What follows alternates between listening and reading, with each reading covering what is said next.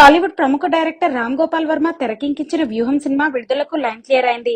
High court సూచనలతో రెండోసారి కూడా సెన్సార్ బోర్డు వ్యూహం సినిమాకు క్లియరెన్స్ ఇచ్చింది. దీంతో ఈ చిత్రానికి ఉన్న అడ్డంకులు తొలగిపోయాయి.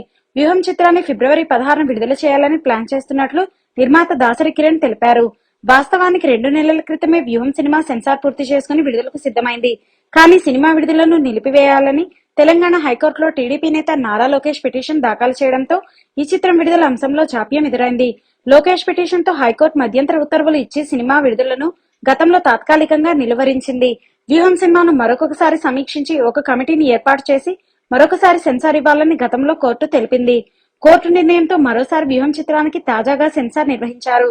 చిత్రాన్ని విడుదల చేసేందుకు ఎలాంటి ఇబ్బందులు లేవని సెన్సార్ బోర్డు తెలపడంతో వ్యూహం చిత్రం ఫిబ్రవరి 16న విడుదల చేసే ప్లాన్ లో ఉన్నామని చిత్రం నిర్మాత తెలిపారు.